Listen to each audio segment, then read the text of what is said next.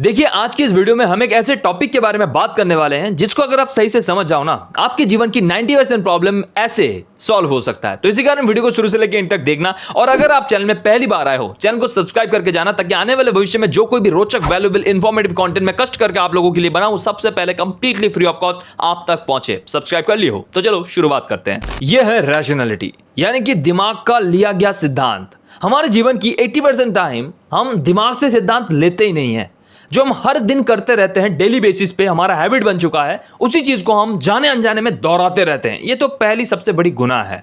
दूसरी बात जो हम करते हैं, कोई भी बड़े से बड़े सिद्धांत लेना है, जैसे कि विवाह करना है, जैसे कि कुछ खरीदना है, जैसे कि कहीं पे जाना है, ये सारी चीज हम डिसीजन लेते हैं हमारे इमोशन के चलते कि भाई आज 2 के साथ 5 फ्री मिल रहा है, खरीद लेंगे। किसी को हम अच्छा लग गया, मन कर गया, चलो शादी कर लेते हैं। या फिर कहीं पे घूमने जाने की मन हुआ, कोई पिक्चर विक्चर देखे, चलो चल जाते हैं वहां। ये जो सारे हम इमोशन के ऊपर बेस करके ले लेते हैं। अब ये जो गलती हम करते हैं, इसी के चक्कर में हमारे जीवन में सारे प्रॉब्लम चलता रहता है, क्योंकि हम चाहते हैं हमारा जो दिमाग है वो किसी पटरी में ना आए, वो चुपचाप किसी कोने में पड़ा रहे, किसी सिंदूक के अंदर लॉक्ड होके। और आप बोलोगे कि नहीं, हम ऐसा नहीं चाहते, लेकिन ऐसा ही है।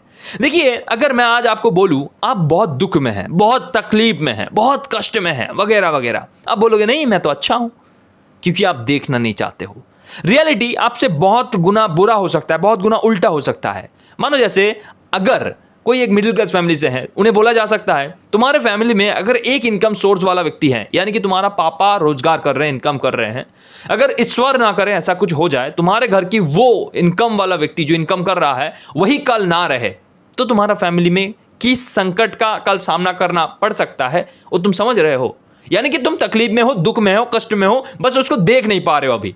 इसको अगर हम बोले ना, हमारे ऊपर जूते चप्पल से वर्षा होना शुरू हो जाएगा। ऐसा क्यों है? क्योंकि लोग चाहते ही नहीं है सत्य को देखना, जो सच है उसे जानना नहीं चाहता है। आप बोलोगे नहीं हमारे लिए सच नहीं है, हमारे पिताजी अभी भी है, मर जाने के बाद भी लोग बोलते नहीं वो गए नहीं, वो हमारे साथ है।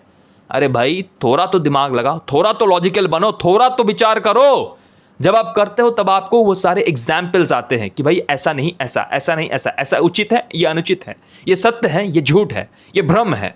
लोग भ्रम में जीना चाहते हैं यार, ताकि उनका वो सत्य को जानना इसीलिए नहीं चाहते ताकि उनका जो भ्रम है वो टूट ना जाए। कोई व्यक्ति अमीर बनना चाहता है, हर व्यक्ति अमीर बनना चाहता है, अधिक से अधिक व्यक्ति अमीर बनना चाहता है। क्यों? एक जो मजदूर है वो अमीर बनना चाहता है। हमारे साथ जो बैचमेट्स थे, जो इंजीनियर थे, कुछ हॉस्पिटैलिटी सेक्टर में काम कर रहे, वो सभी अमीर बनना चाहते हैं। अब उन लोगों को अगर मैं देखूं, उनको देख के मेरे को बहुत हंसी आता है। ऐसा क्यों है? देखिए, जो हमारे साथ इंजीनियर थे, इंजीनियर बोले तो मैंने आईटीआई किया है, मैंने मैकेनिकल इंजीनियरिंग किया है, तो जो आईटीआई किए है ना, वो मैंने एक प्लांट में जाके काम किया कुछ दिनों के लिए। तो वहाँ पे मैं देख रहा था, वो जो मेरे दोस्त हैं वो काम कर रहे थे बहुत आनंद के साथ, उत्साह के साथ, बहुत ही मेहनत कर रहे थे। अब मैंने देखा वहीं पे कुछ बूढ़े बुजुर्ग व्यक्ति हैं जो जिनका उम्र अभी 55 या 58 ऐसा कुछ है। तो ऐसे स्थिति में उनको मैंने पूछा आपका पगार कितना होगा? सभी जानते हैं, उन बात होता है तो ऐसा है। उन्होंने कहा कि भाई 14,000 15,000। हम बोले उम्र तुम्हारा? बोले 50 55 50 हो गया, ऐसा ऐसा तो चलता है, ठीक है, कोई बात नहीं, बढ़िया है। लेकिन वो जो हमारे साथ काम कर रहे जो बच्चे, जो हमारे दोस्त हैं, वो इस बात को देख पा रहे, हमारा जब 55 साल हो जाएगा तब भी हमारा अगर 15,000 अभी है, बाद में जाके इन्फ्लेशन के चक्कर में हमारा वो 15,000 से 25,000 हो जाएगा। ऐसे क्या जीवन जीना चाहते हैं हम? एकदम बुढ़े बुजुर्ग काइंड ऑफ हो गए हैं, उनका भी डिग्री सेम है, हमारा भी डिग्री सेम है, और वो भी इतना काम करके इतना ही कर लिए, कॉन्टेक्चुअल में है, ठीक है। अब इनके मन में जोश है कि भाई हमारा प्रमोशन हो जाएगा। किस आधार पे, किस लॉजिक के ऊपर बेस करके तुम बोल रहे हो तुम पार हो जाओगे? तुम्हारा बेड़ा पार कैसे होगा जब किसी का नहीं होता है? तो जब तुम देख पा रहे हो तुम्हारे डिग्री जो है वो डिग्री किसी ने धारण किया तो उनका ये हाल है, तो तुम भी इसमें कैसे उत्साह दिखा सकते हो यार? अगर मैं उनको रियलिटी दिखा भी रहा हूं ना, वो बोल रहा है भाई मेरे साथ ऐसा नहीं होने वाला। भाई जब समय बीतेगा तब तुम इसको रिवर्स नहीं कर सकते हो, पर इसको समझो जरा। जो चीजें तुम्हारे सामने आज वास्तविकता है, जो तुम देखना नहीं चाहते हो, अगर तुम नहीं देखोगे, भविष्य में आके जब आपके सामने वो सत्य प्रकट होगा, आपकी फट जाएगी। ये मेरे साथ कई बार हुआ है, इस कारण मैं आपको डायरेक्टली बता सकता हूं ये फट सकती है आपकी किसी भी टाइम पे। इसी कारण जो भविष्य में आने वाला संकट है उसको पहले से ही समझ लीजिए। अगर समय ने आपको समझाया ना, बहुत तकलीफ होगा सर। रैशनैलिटी आपको यही दिखाता है, यही समझाता है भैया जो चीज आपके सामने है, जो सत्य है, उसको लॉजिक, उसको एविडेंस, उसको प्रूफ, उसको विचार, उसको अपने दिमाग की मदद से समझो, किसी प्रवचन की मदद से नहीं। कोई व्यक्ति बोल रहा है मैं आपको एक बहुत ही अच्छा ब्रेसलेट दे दूंगा कोई क्रिस्टल का, और आपके जीवन की 90% प्रॉब्लम सॉल्व हो जाएगा, और ये जो क्रिस्टल है इसका प्राइस कितना है? 90,000 ओनली। अब ये मजाक हो रहा है क्या?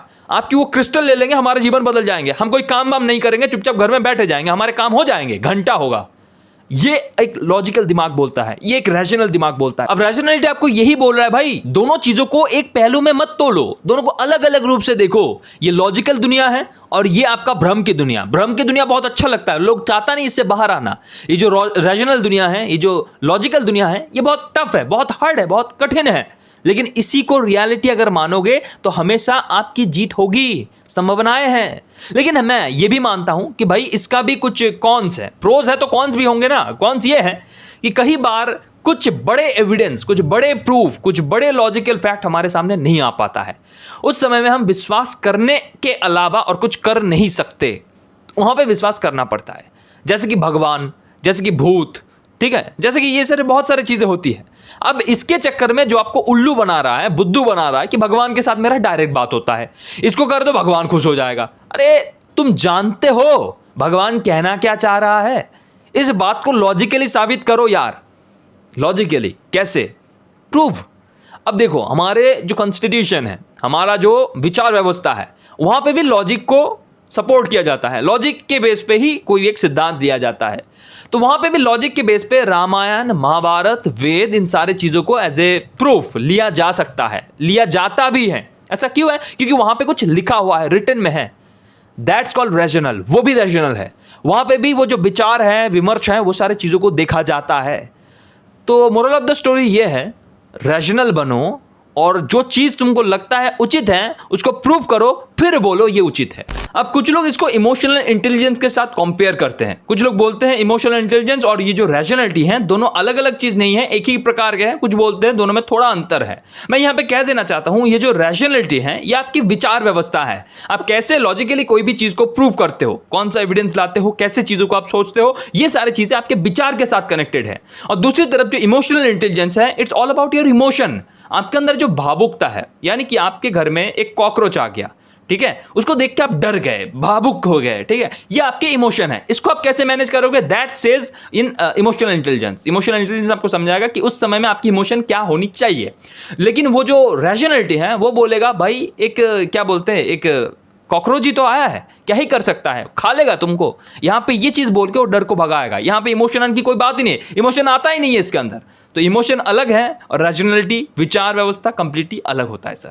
अब बात कर लेते हैं रैशनैलिटी के बेनिफिट्स के बारे में। देखिए हमारा जो प्रॉब्लम सॉल्विंग माइंडसेट होता है, कोई भी प्रॉब्लम को हम कैसे देखते हैं और उसको कैसे सॉल्व करते हैं, it's completely depends up to rationality. अब जो लॉजिक के ऊपर, फैक्ट के ऊपर, एविडेंस के ऊपर, स्थिति के अनुसार, विचार के अनुसार अपने दिमाग ही जब आप कोई सिद्धांत लेते हो, वो आपकी प्रॉब्लम को सॉल्व करता है। कोई भी प्रॉब्लम को सॉल्व करने के लिए पहले हमको प्रॉब्लम को जड़ तक समझना पड़ेगा कि ये प्रॉब्लम क्यों है, कैसा है, कैसे इसको सॉल्व किया जा सकता है।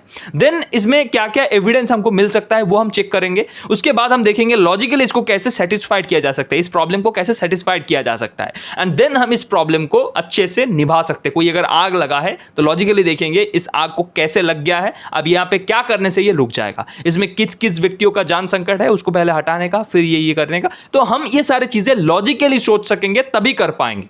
तो रैशनैलिटी का सहायता यही होता है कि व्यक्ति यहां पे इमोशनल नहीं होता है, यहां पे ये नहीं सोचता है क्या उचित है क्या नहीं है। लेकिन कई बार हम जो ह्यूमन होते हैं, जो इमोशनल क्रिएचर होते हैं, हमारे घर के माँ बाप अगर किसी में जल रहा है, घर के अंदर जल रहा है, तो ऐसी स्थिति में हम अपने आप की वो भावुकता को कंट्रोल नहीं कर पाते हैं। लेकिन जो व्यक्ति बहुत ज्यादा रैशनल होगा उस स्थिति में वो लड़ जाएगा, मर जाएगा। लेकिन वो लड़ जाने के लिए, मर जाने के लिए कई बार इमोशन की आवश्यकता पड़ती है, क्योंकि घर के अंदर माता पिता है।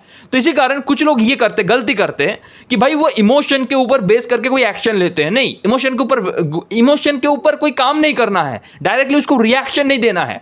इमोशन के ऊपर बेस करके आपको डिसीजन लेना है, बड़े से बड़े सिद्धांत को लेना है, एंड देन लॉजिकली, रैशनली उसको फुलफिल करना है। जैसे कि आपके घर में आग लग गया है, आपके माता पिता, आपके परिवार वाले घर के अंदर है, तो ऐसे स्थिति में अगर आप इमोशनली वहां पे जाके कूद जाओगे, आप भी खत्म।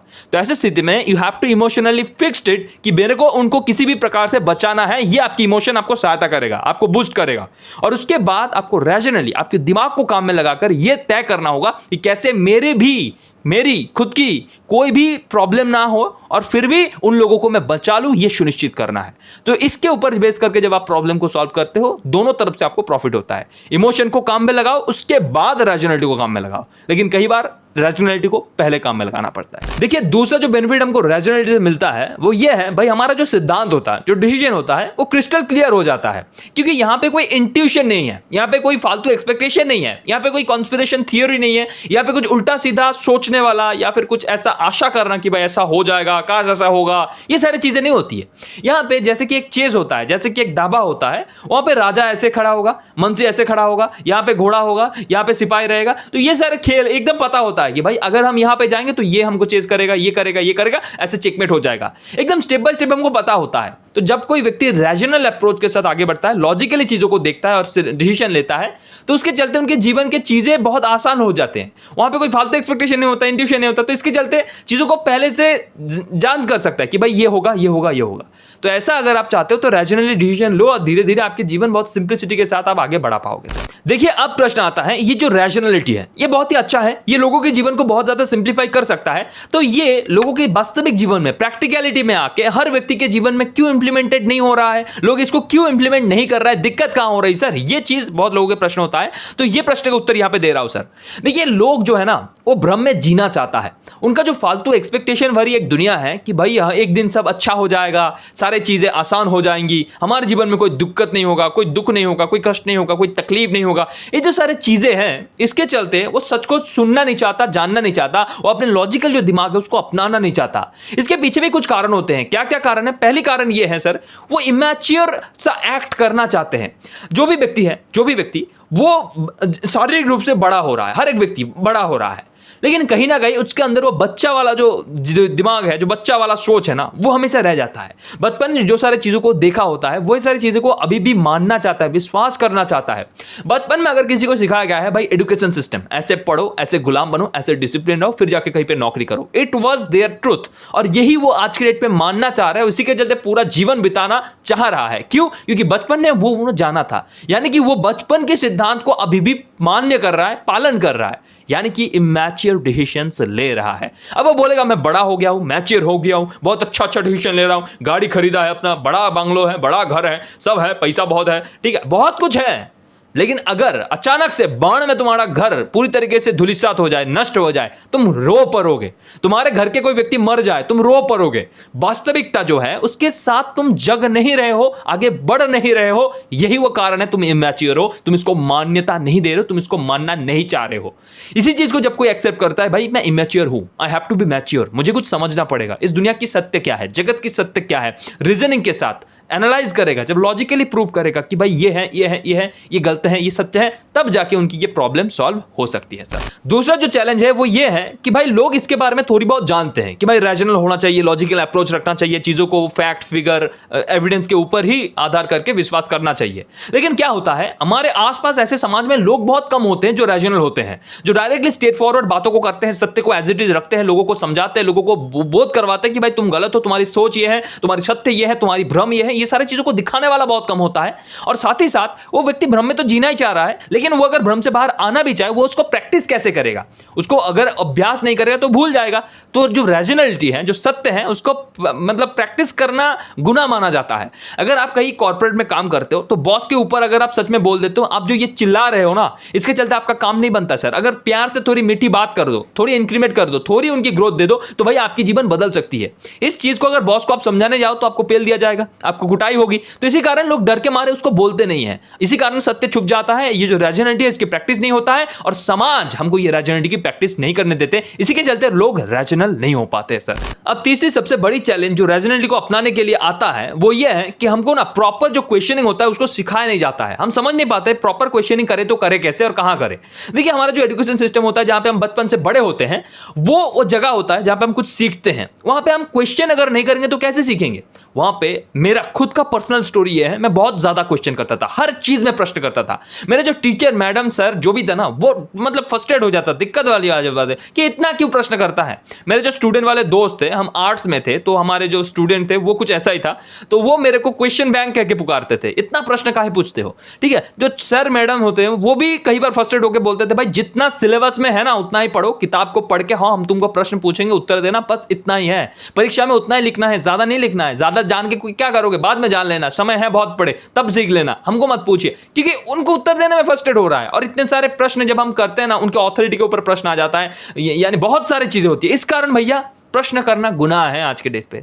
अगर प्रश्न सही से नहीं करोगे, लॉजिकल अप्रोच आएगा कहां से, रीजनिंग आएगा कहां से, एविडेंस की बात आएगा कहां से, प्रूफ आएगा कहां से, आपकी विचार काम करेगा कैसे, आपकी दिमाग एक्टिव होएगा कैसे। इसी कारण क्वेश्चनिंग करना शुरू कर देने से आपका ये रैशनैलिटी वाला चीज एक्टिव हो सकता है सर। अब बात कर लेते हैं रैशनैलिटी को हम जानबूझ के कैसे अपने जीवन में अपनाएं, कैसे उसको एक्टिव करें। देखिए पहला जो चीज हम बोलना चाहेंगे वो है पर्सपेक्टिव, यानी कि हमारे जीवन में जो भी सारे व्यक्तियों के साथ हमारा मुलाकात होता है, बात हम करते हैं, जिनके साथ हमारा संपर्क होता है, वो सारे व्यक्ति कुछ ना कुछ जो सोचते हैं, कुछ ना कुछ उनके मान्यताएं हैं, चाहे वो फिलोसफी हो, चाहे वो विचार हो, चाहे वो ख्याली प्रलाप हो, कुछ भी हो, उनको आपको एज इट इज देखना है। भाई उनकी पर्सपेक्टिव क्या है, दुनिया को देखने की उनकी नजरिया क्या है, कैसे वो देखता है दुनिया को, कैसे वो सोचता है, उनके बारे में जानकारी इकट्ठा करना है। इसके चलते क्या होगा, हर एक व्यक्ति का दृष्टिकोण जब आपको पता होगा, तब उनके दृष्टिकोण से उनके लिए सही क्या है, वो कैसा सोच रहा है, उनकी अभी दिक्कत क्या आ रहा है, वो आप समझ पाओगे। ये आपकी रैशनैलिटी यानी कि लॉजिकल अप्रोच को बहुत अच्छे से समझ पाएगा, समझा पाएगा। यानी कि आपको मैं साइकोलॉजी समझने के लिए बोल रहा हूं, सामने वाला व्यक्ति जो आपके सामने होगा उसके दिमाग में भी चल क्या रहा है, प्रश्न क्या आ रहा है, उसके उत्तर पहले से ही अगर आपको पता होगा, यानी कि क्वेश्चन अगर पहले पता होगा, उत्तर आप दे पाओगे। तो यही चीज मैं बार बार आपको बोलता हूं, सामने वाला व्यक्ति जो है उसकी पर्सपेक्टिव को समझ लो, वो कैसा कह रहा है, कैसा सोच रहा है, बस उसके बाद उसको बोल दो, आपकी रैशनैलिटी एक्टिव होना शुरू कर देगा। दूसरा जो चीज आप सबसे ज्यादा कर सकते हो वो है क्वेश्चन करना। हर एक चीज को क्वेश्चन करो, मैं एग्जिस्ट करता हूं क्या। अब यहां पे यही चीज डेकार्ट जो है, जो ये रैशनैलिटी वाला चीजों का मतलब मेन सोर्स कहा जा सकता है। डेकार्ट एक बहुत अच्छा फिलोसोफर बोले या साइंटिस्ट जो भी है, कुछ भी है, तो वो जो है उन्होंने कहा है, भाई मैं सोच रहा हूं, मैं विचार कर रहा हूं, मैं लिख रहा हूं, मैं आंक रहा हूं, जो भी मैं कर रहा हूं ना, यानी कि मैं यानी कि कुछ ना कुछ तो है। यानी कि अगर मैं कर रहा हूं, मैं सोच रहा हूं, मैं देख रहा हूं, यानी कि मैं एग्जिस्ट करता हूं। यानी कि आपका प्रश्न ये नहीं है मैं क्या कर रहा हूं, आपका प्रश्न ये है अगर मैं कुछ कर रहा हूं, अगर कोई कुछ कर रहा है, वो कोई कौन है, वो मैं हूं, और अगर मैं हूं यानी कि मैं एग्जिस्ट करता हूं। प्रश्न कुछ ऐसा पूछो जिसका उत्तर वही आए जो आप जानना चाहते हो। यानी कि अगर आपको फिलोसफी के बारे में जानना है तो फिलोसफी पढ़ने जाओगे क्या, नहीं, उस फिलोसफी से क्या क्या परिवर्तन आया है, क्या क्या तकलीफ झेलकर लोगों ने फिलोसफी को बनाया है, क्या क्या चीजों को देखकर, क्या अच्छी बड़ी फिलोसफी को लेकर, क्या अच्छी सोच लेकर उसको बनाया गया है, उसके बारे में जब जानोगे तब फिलोसफी का वास्तविकता पता होगा। अगर आपको इतिहास के बारे में जानना है ना, तो इतिहास से पहले के बारे में, या फिर इतिहास को जानने से पहले इतिहास से आपको मिलेगा क्या, इतिहास को पढ़ने के बाद भविष्य में जो सारी चीजें उल्टी घटित हो सकता है उसके पॉसिबिलिटीज आपको मिल जाएंगे। यानी कि इतिहास में जो हुआ है उसका पुनरावृत्ति हो सकता है, दोबारा घटित हो सकता है, उसके बेनिफिट आपको मिलेगा। इसके लिए आपको इतिहास पढ़ना जरूरी है। इस चीज को समझिए, उसके बाद इतिहास पढ़िए। यानी कि जो आपका प्रश्न है वो डायरेक्ट प्रश्न कहीं नहीं होता। अगर डायरेक्ट प्रश्न करोगे तो आपको वही उत्तर मिलेगा जो सिलेबस में होगा, लेकिन अगर आप उससे बाहर जाके प्रश्न करोगे कि ऐसा क्यों हुआ था, अगर ऐसा हुआ था, अगर ये ना होकर ये होगा तो क्या होगा, यानी कि आपके दिमाग को वाइड ओपन कर लीजिए, खोल दीजिए पूरी तरीके से, उसके बाद प्रश्न करना शुरू कीजिए। इसके चलते आपकी रैशनैलिटी एक्टिव होना शुरू करते हैं। अब रैशनैलिटी को अपनाने के लिए तीसरी जो चीज आप कर सकते हो वो है क्रिटिकल थिंकिंग। क्रिटिकल थिंकिंग बोले तो हम जो आप चेस भी खेल सकते हो, ये भी क्रिटिकल थिंकिंग को बढ़ाने के लिए हो सकता है। जैसे कि वो क्यूबिक क्यूब होता है ना, रूबिक क्यूब या क्यूबिक क्यूब जो भी है, उसको ऐसे ऐसे घुमाने से एकदम बहुत अच्छे से फटाक फटाक फटाक से वो हो जाता है, वो एक रैशनल थिंकिंग बनाता है। ठीक है, जैसे ऐसे गेम होता है, वो सारी चीजें, पजल वाला गेम, वो सारी चीजों को खेलना शुरू करिए, चेस को खेलना शुरू करिए। अगर हम ये स्टेप लेंगे तो ये हमारा राजा, ये हमारा मंत्री ऐसे करके ये करेगा, ये करके ये कर, तो देन हमारे ये होगा। यानी कि आपके जीवन को आप ऐसे ऐसे देख सकते हो। हम अगर यहां पे जाके पढ़ेंगे, हम अगर यहां पे जाके लिखेंगे, अगर हम इस किताब को लिखेंगे, अगर हम इस व्यक्ति के साथ मुलाकात करेंगे तो ये घटित होगा, ये घटित होगा तो ये होगा, ये होगा तो वो होगा। यानी कि वो जो स्टीव जॉब्स की एक थ्योरी थी ना, डॉट थ्योरी, कि भाई इससे पहले ये, इससे पहले ये, उसको अगर आप एडवांस करोगे, उसको आप आगे देखोगे तो ऐसा हो सकता है। यही बोलना चाहते थे हम कि भाई आप चीजों को समझने के लिए क्रिटिकल थिंकिंग करिए। अगर हम ये स्टेप लेंगे तो ये होगा, ये होगा तो ये होगा, ये होगा तो ये होगा, ये होगा, तो ऐसे करके आप पूरा चीजों को पहले से प्रेडिक्ट कर पाओगे। चौथा जो चीज आप कर सकते हो वह है डिबेट प्रैक्टिस करना। देखिए, कोई भी व्यक्ति के साथ जब आप तर्क करते हो, जब आप उनके साथ सलाह परामर्श करते हो, जिनके साथ बात करते हो बहुत ज्यादा और डेप्थ में जाके कोई एक विषय के बारे में बात करते हो, तब क्या होता है, जो आपके मन में आता है, जो आपके मुंह में आता है, जो आपके विचार में आता है, वो सामने रख देते हो और सामने वाला व्यक्ति भी आपको टोक करने के लिए, आपको पिन करने के लिए, आपको रोकने के लिए वो भी कुछ बोल देता है। और जो बोलने का ये जो सिलसिला चलता रहता है ना, उसमें एकदम रॉ क्वालिटी की ज्ञान आता है।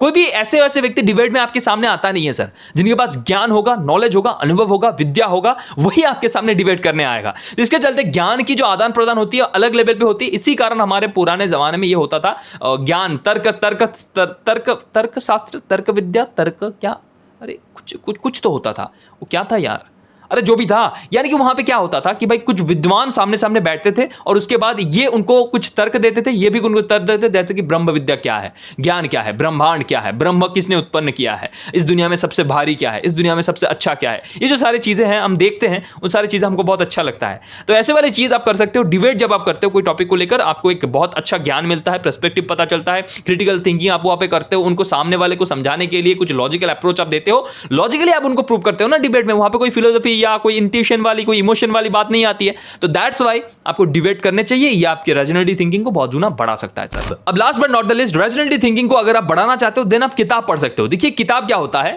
एक ऑथर अपने जीवन की सारे अनुभव वहां पे लिख देता है। अगर कोई व्यक्ति 80 साल जीता है और अपने काम के जीवन में अगर वो 50 साल की एक्सपीरियंस रखता है, 30 साल की एक्सपीरियंस रखता है, उस सब चीजों को जो जो उन्होंने सोचा है, जो जो चीजों को उन्होंने एनालाइज किया है, जो जो सिद्धांत को उन्होंने माना है, जो जो सिद्धांत को उन्होंने पाया है, पूरे जीवन का निचोड़ उस किताब में आ जाता है सर।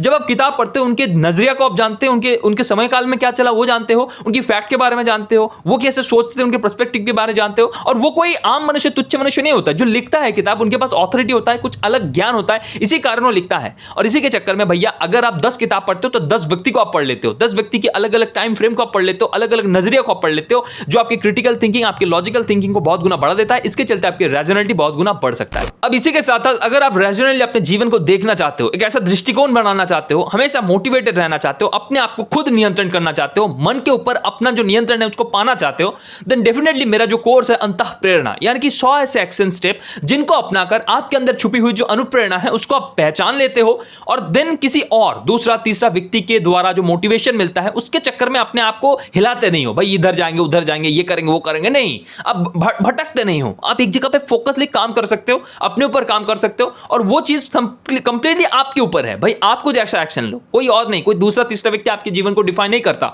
आप स्वयं करते हो। उसको कैसे करोगे वो वहां पे बताया गया है, आप डेफिनेटली उसे चेक कर सकते हो। वो आप क्यों करोगे, देखिए, अगर आप लॉन्ग टर्म कोई काम को करना चाहते हो, कोई एक बड़ा गोल है आपके जीवन में, उसको आप लॉन्ग टर्म अचीव करना ही करना है, ये अगर सुनिश्चित करते हो देन ये कोर्स आपके लिए है। अगर आप शॉर्ट टर्म में करोड़पति बनना चाहते हो, ये कोर्स आपके लिए नहीं है, बता देता हूं। अगर लॉन्ग टर्म जाना चाहते हो देन ये एक्शन प्लान आपके लिए है। अब ये क्या करेगा सर, आपको जो लॉन्ग टर्म में खेलना होता है वहां पे आपकी मोटिवेशन टिके रहना बहुत ज्यादा जरूरी होता है पिच में। तो उसी कारण कुछ एक्शन प्लान ऐसे हैं जो आपको हमेशा, अगर आप कुछ गलत करते हो, अगर आप कहीं पे गिव अप करते हो, अगर आपके सामने कोई फेलियर आया है, अगर आपके सामने कोई बड़ी प्रॉब्लम आया है, देन हाउ यू रिएक्ट, आप रिस्पॉन्ड कैसे करते हो, आप सोचते कैसे हो, आप विचार कैसे करते हो, आप कैसे डिसीजन लेते हो, all those things are completely depends up to how you react, how you act daily basis पे, आप क्या काम करते हो, क्या आदत अपनाते हो, उसी के चक्कर में आप डिसीजन लेते हो। तो ये जो सारी चीजों को अगर आप जानबूझ के अपना लेते हो, सही कर लेते हो, देन डेफिनेटली आपके जीवन में कभी दूसरा बाहर से मोटिवेशन की आवश्यकता पड़ेगा नहीं सर। अंतः प्रेरणा जो कोर्स है उसमें अभी 67% ऑफ चल रहा है। पहला 30 व्यक्ति प्री लॉन्च ऑफर के तहत उसे अवेल करवा सकता है।